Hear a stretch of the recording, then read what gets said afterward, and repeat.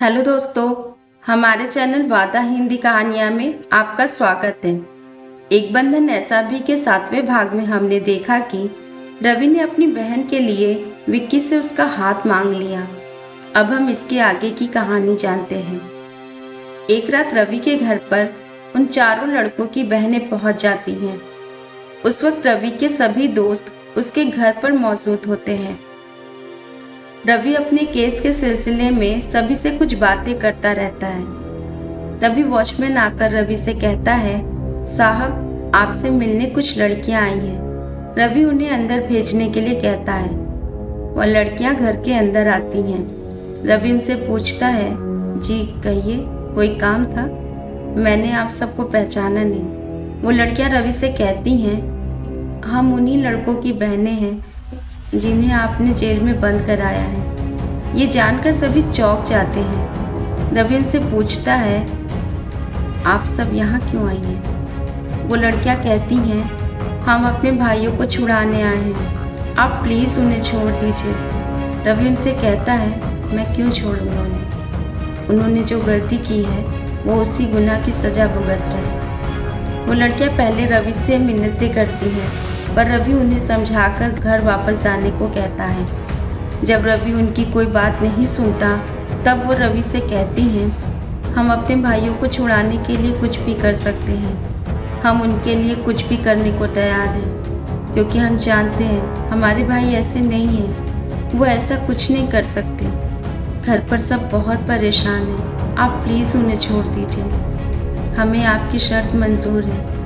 रवि उनसे पूछता है, कौन सी शर्त? आप कौन सी शर्त की बात कर रही हैं?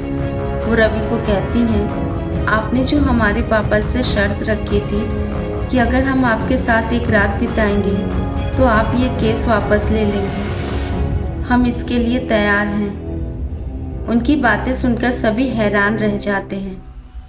रवि उनसे पूछता है कि आप लोगों से ये किसने कह दिया? वह बताती हैं कि हमने अपने पापा को बात करते सुन लिया था। हम बस यही चाहते हैं कि आप हमारे भाइयों को छोड़ दीजिए। वो ऐसे नहीं हैं, आपको कोई गलत फहमी हुई है। फिर रवि उनसे कहता है, हाँ मैंने ये बात कही थी, पर मेरा ऐसा कोई इरादा नहीं था। उस वक्त मैंने गुस्से में ऐसा कह दिया था। आप सब मुझे गलत समझ रही हैं। प्लीज़ आप सब इसमें इन्वॉल्व मत होइए। इन सब से आप दूर ही रहिए तो अच्छा होगा। आप सभी को इतनी रात को यहाँ नहीं आना चाहिए। क्या आपके घर वालों को पता है कि आप सब यहाँ आई हैं? वो कहती हैं, जी नहीं, हमने किसी को कुछ नहीं बताया। रवि फिर विक्की से उन्हें उनके घर तक छोड़ने के लिए कहता है। जाते जाते रवि उनसे एक बात कहता है, आप सब जिनके लिए अपनी इज्जत भी दांव पर लगाने को तैयार हैं, क्या आपको पता है कि वह इस काबिल है भी? वह चुपचाप वहाँ से चली जाती है। फिर विक्की उन्हें उनके घर तक छोड़ने जाता है। उन लड़कियों की बातें रवि के दिल पर गहरा चोट कर जाती हैं। विक्की उन्हें उनके घर तक छोड़ देता है, पर उनके माँ बाप उन्हें घर आते देख लेते हैं और उनसे पूछने लगते हैं कि वह इतनी रात को कहाँ से आ रही हैं और किससे मिलने गई थी। पहले तो वो लड़कियाँ कुछ नहीं बताती, पर बार बार पूछने पर वह उन्हें सब बता देती हैं। उनके पिता उन्हें बहुत डांटते और मारते हैं। वो उन पर बहुत गुस्सा करते हैं। दूसरे दिन इस केस की सुनवाई रहती है। इस केस का रुख रवि की तरफ होने लगता है, पर यह उन सभी को गवारा नहीं होता कि रवि यह केस जीते। उन सभी को जैसे ही आभास होता है कि इस केस का रुख रवि की तरफ हो रहा है, तभी उधर का वकील अदालत से 24 घंटे की मोहलत मांगता है। उन सब का दिमाग काम करना बंद कर देता है। सब ये सोचते हैं कि कैसे इस केस को अपनी तरफ किया जाए। कोई भी हथकंडा काम नहीं आता। वह लाख कोशिश करते हैं रवि को हराने की, पर वह रवि का कुछ भी नहीं बिगाड़ पाते। काफ़ी कोशिशों के बाद भी वह रवि को झुका नहीं पाते। वह सभी ये सोचते हैं कि अगर उन्होंने कोई बड़ा कदम नहीं उठाया तो यह केस उनके हाथ से निकल जाएगा, क्योंकि इस केस का पलड़ा रवि की तरफ ज़्यादा भारी रहता है। तभी वह मंत्री एक नई चाल चल देता है। वो उनकी बेटियों को मोहरा बनाकर इस केस में शामिल कर लेता है और रवि के खिलाफ साजिश रचता है। वह अदालत में यह कहता है कि रवि सिंघानिया ने उनकी बेटियों के साथ बदतमीजी करने की कोशिश की है। उनकी बेटियां अपने भाइयों को छुड़ाने के लिए रवि के पास जाकर उससे विनती कर रही थीं। तभी रवि ने मौके का फ़ायदा उठाकर उनके साथ बदतमीजी करने की कोशिश की, उन्हें अपना शिकार बनाना चाहा। यह बात सुनते ही अदालत में सभी हक्के बक्के रह जाते हैं। किसी को कुछ समझ ही नहीं आता कि यह सब क्या हो रहा है, पर रवि उनकी चाल समझ जाता है। अदालत में यह साबित करने की कोशिश की जाती है कि रवि ने उन लड़कियों के साथ बदतमीजी करने की कोशिश की है। जब उन लड़कियों से पूछा जाता है तो वो लड़कियां भी यही कहती हैं कि रवि ने उनके साथ बदतमीजी करने की कोशिश की। उन लड़कियों को ये समझाया गया रहता है कि उन्हें रवि को बदनाम करना होगा, जिससे वह कमज़ोर पड़ जाएगा और हार मानकर वह यह केस छोड़ देगा। उन लड़कियों को सच्चाई का कुछ भी पता नहीं होता। उन्हें अपने पिता पर पूरा भरोसा रहता है और वह वही करती हैं जो उन्हें करने के लिए कहा जाता है। पर रवि बिल्कुल खामोश रहता है। वह कोई रिएक्ट नहीं करता, क्योंकि रवि यह समझ चुका रहता है कि ये सब अब इतने नीचे गिर गए हैं कि इस केस को जीतने के लिए ये कुछ भी कर सकते हैं। जब रवि को विटनेस बॉक्स में बुलाया जाता है और उससे पूछा जाता है तो रवि सारा इल्ज़ाम अपने सर पर ले लेता है। रवि के ऐसा करने से सभी हैरान हो जाते हैं कि रवि ऐसा क्यों कर रहा है, पर रवि के ऐसा करने से उन सभी की चाल उल्टी पड़ जाती है। वह सभी यह सोचने लगते हैं कि इसने तो कुछ भी नहीं किया, तो फिर सारा इल्ज़ाम ये अपने सर पर क्यों ले रहा है? आखिर वो ऐसा क्यों कर रहा है? उन सभी ने तो यह कहा कि रवि ने उनकी बेटियों के साथ बदतमीजी करने की कोशिश की, पर रवि अदालत में कहता है कि मैंने इनके साथ बदतमीजी ही नहीं बल्कि इनका फ़ायदा भी उठाया। शायद इन्हें बताने में शर्म आ रही है, पर पूरी सच्चाई मैं बताता हूँ। हाँ, ये आई थी मेरे पास अपने भाइयों की ज़िंदगी की भीख मांगने, और मैंने मौके का फ़ायदा उठाया क्योंकि मेरे अंदर एक आग लगी हुई थी। मुझे अपनी पत्नी का बदला लेना था। इनके भाइयों ने जो मेरी पत्नी के साथ किया, मैंने भी इनके साथ वही किया। मैंने इनसे वादा किया था कि अगर ये मेरी बात मान लेंगी तो मैं इनके भाइयों को छोड़ दूंगा, और इन्होंने मेरी बात मान ली। फिर मैंने वही किया जो मैं चाहता था। मैंने इनका फ़ायदा उठाया और फिर अपने वादे से मुकर गया। मैंने वही किया जो मुझे सही लगा, क्योंकि एक औरत होती ही है इस्तेमाल करने के लिए। ये कहते हुए रवि उस मंत्री की तरफ देखता है, क्योंकि उस मंत्री ने भी रवि से यही कहा था। रवि कहता है कि मुझे इसका कोई पछतावा नहीं है और ना ही कोई शर्मिंदगी है। मैंने बस अपना बदला लिया। यहाँ तक कि उसने यह कह दिया कि मैं डीएनए टेस्ट कराने को तैयार हूँ। आप चाहें तो मेरा और उन लड़कियों का डीएनए टेस्ट करा सकते हैं। इतना सुनते ही उन सभी के होश उड़ जाते हैं। वह सभी यह सोचने लगते हैं कि डीएनए टेस्ट हुआ तो बस पकड़े जाएंगे, उनका झूठ पकड़ा जाएगा। वह ना तो इसे सच साबित कर सकते थे और ना ही झूठ। रवि की ये चाल उन सभी पर उल्टी पड़ जाती है। उन सभी के पैरों के नीचे से ज़मीन ही खिसक गई। अदालत यह कहती है कि ज़रूरत पड़ने पर डीएनए टेस्ट करवाई जाएगी। अदालत उन्हें 2 दिन का वक्त देती है यह साबित करने के लिए कि वाकई रवि ने उन लड़कियों के साथ ज़बरदस्ती किया है या नहीं। उनकी एक छोटी सी गलती रवि के लिए वरदान साबित होती है। वह जिस वजह को लेकर रवि को फंसाने की कोशिश करते हैं, वही वजह उनके गले का फंदा बन जाती है। उन सभी के पसीने छूटने लगते हैं। उनकी हालत पतली हो जाती है। उनके हाथ पैर फूलने लगते हैं। वो समझ ही नहीं पाते कि वह अब क्या करें। उनके पास सिर्फ 2 दिन का वक्त रहता है। अदालत के बाहर रवि उन सभी से मिलता है और उन्हें याद दिलाता है कि उनके पास अभी भी 2 दिन का वक्त है। वह चाहे तो इस झूठ को सच साबित कर सकते हैं। वो कहता है 2 दिन यानी कि 48 घंटे। 48 घंटे हैं तुम्हारे पास। मैंने 48 घंटे अपनी पत्नी के होश में आने का इंतज़ार किया था।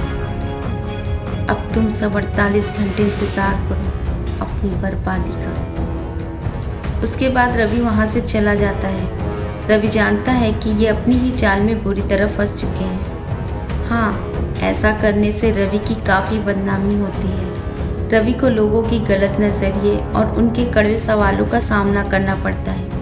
ये केस इतना उलझता जाता है कि किसी को कुछ समझ ही नहीं आता।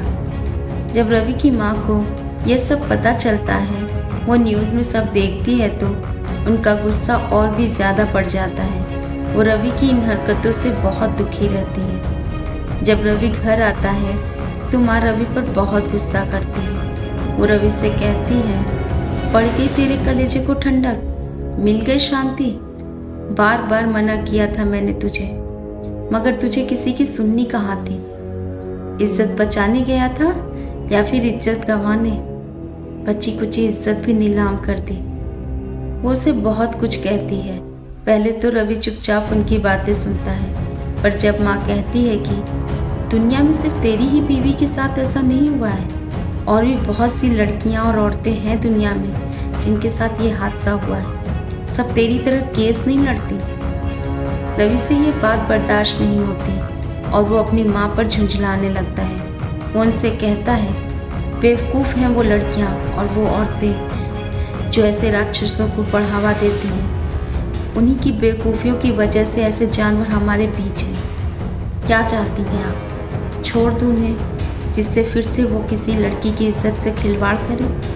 बदनामी के डर से आज़ाद कर दूँ उन्हें? नहीं, जब तक उन्हें फांसी के फंदे तक लटकता न देख लूँ, मैं चैन से बैठने वाला नहीं। मैं भी देखना चाहता हूँ कि जीत सच की होती है या झूठ की। इतना कहकर रवि बाहर चला जाता है। माँ रवि से चिल्लाते हुए कहती है, कहाँ जा रहा है? मार क्यों नहीं देता हम सबको? मार दे हम सबको, फिर तुझे जो करना है तू कर। रवि का गुस्सा देख सब बहुत डरे हुए होते हैं। किसी को भी रवि से कोई सवाल करने की हिम्मत नहीं होती। पूरे घर का माहौल बहुत खराब हो जाता है। सब अपने अपने कमरे में चले जाते हैं और रवि के दोस्त रवि के पीछे जाते हैं, मगर रवि न जाने कहाँ चला जाता है। थोड़ी देर बाद रवि के भैया का फ़ोन आता है। वो काम के सिलसिले से कहीं बाहर गए होते हैं। न्यूज़ देखने के बाद वो घर पर फ़ोन करते हैं तो रवि की भाभी उन्हें सब कुछ बताती है और घर जल्दी आने के लिए कहती है। रवि के दोस्त उसे बहुत ढूंढते हैं, मगर रवि का कोई पता नहीं चलता। सभी उसे फ़ोन करते हैं, मगर रवि किसी का भी फ़ोन नहीं उठाता। निशा की वकील रवि को बार बार फ़ोन करती है, रवि उनका भी फ़ोन नहीं उठाता। तभी वो वकील अजय के पास फ़ोन करती है और रवि से बात कराने को कहती है। अजय उन्हें सारी बात बताता है तो वो कहती हैं, ओके, मैं बाद में बात करती हूँ। ये कहकर वो फ़ोन रख देती हैं। इधर रवि के दोस्त रवि को लेकर काफ़ी परेशान रहते हैं। तभी आनंद को रवि का फ़ोन आता है, मगर फ़ोन रवि नहीं बल्कि कोई अनजान व्यक्ति करता है और वो कहता है कि ये फ़ोन जिस आदमी का है उसका एक्सीडेंट हो गया है। सभी फ़ौरन भागते हैं रवि के पास। रवि का एक्सीडेंट कोई इत्तेफाक नहीं होता, उस मंत्री की चाल होती है। वो मंत्री रवि को मारना चाहता है क्योंकि रवि के मर जाने से उनका झूठ पकड़ा नहीं जाएगा और वो राज राज ही रह जाएगा। सभी भागते हुए रवि के पास पहुंचते हैं। रवि खून से लथपथ रहता है। उसे ऐसी हालत में देखकर सभी बहुत घबरा जाते हैं। वो तुरंत ही उसे हॉस्पिटल लेकर भागते हैं। हॉस्पिटल पहुंचते ही तुरंत उसका ट्रीटमेंट शुरू होता है। रवि बेहोश रहता है, उसे बहुत ही चोट आई होती है। उधर रवि की भाभी रवि की राह देखती रहती है। बहुत देर होने की वजह से वो आनंद को फ़ोन करती है, मगर आनंद ऑपरेशन रूम में होने की वजह से फ़ोन नहीं उठा पाता। तभी भाभी विक्की को फ़ोन करती है। विक्की भाभी को सब बताता है। घर के सभी लोग भागते हुए हॉस्पिटल पहुंचते हैं। सभी बहुत घबराए हुए होते हैं। कुछ देर बाद आनंद जब बाहर आता है तो मानो सबकी सांसें अटकी पड़ी हों। आनंद कहता है, रवि ठीक है, वो खतरे से बाहर है। आनंद की बात सुनकर सभी चैन की सांस लेते हैं। निशा को तो मानो एक नई जिंदगी मिल गई हो, मगर वो बार बार यही कहती है, ये सब मेरी वजह से हो रहा है, ये सब मेरी वजह से हो रहा है। सब उसे समझाते हैं, मगर माँ उसे रवि के साथ हुए उस हादसे का जिम्मेदार ठहराती है। वो निशा से कहती है कि आज तेरी वजह से मेरा बेटा जिंदगी और मौत से लड़ रहा है। अगर उसे कुछ भी हुआ तो एक माँ की बद्दुआ लगेगी तुझे। ये बात निशा के दिल में घर कर जाती है। निशा और रवि के सभी दोस्त पूरी रात रवि के पास ही होते हैं। बाकी सभी घर चले जाते हैं। निशा पूरी रात माँ की बातें सोचती रहती है। कुछ घंटों बाद रवि को होश आता है। रवि के होश में आने से सभी सुकून की सांस लेते हैं। तभी रवि सबको बताता है कि वो रास्ते में जा रहा था, तभी एक ट्रक वाले ने टक्कर दे दी। रवि की बात सुनकर सभी इतना तो समझ जाते हैं कि ये कोई इत्तेफाक नहीं बल्कि एक साजिश है। दूसरे दिन तक रवि की तबीयत में काफ़ी सुधार आ जाती है और रवि घर चला जाता है। मगर रवि के जहन से एक पल के लिए भी उन लड़कियों की बातें नहीं निकलती। दूसरी तरफ रिया जब अपने कॉलेज जाती है तो उससे रवि की वजह से अपने कॉलेज में बहुत कुछ सुनना पड़ता है। रिया फौरन घर वापस आ जाती है और वो अपनी माँ के गोद में सर रखकर बहुत रोती है। तभी माँ सोचती है कि अब मुझे कोई बड़ा कदम उठाना पड़ेगा और वो एक फ़ैसला करती है। आखिर में ऐसा कौन सा फ़ैसला लेने के लिए सोचती है? दोस्तों, इसकी आगे की कहानी हम इसके अगले भाग में जानेंगे। इस कहानी में आगे बने रहने के लिए हमारे चैनल को सब्सक्राइब करें और अगर ये कहानी आपको पसंद आए तो लाइक और शेयर करें। धन्यवाद।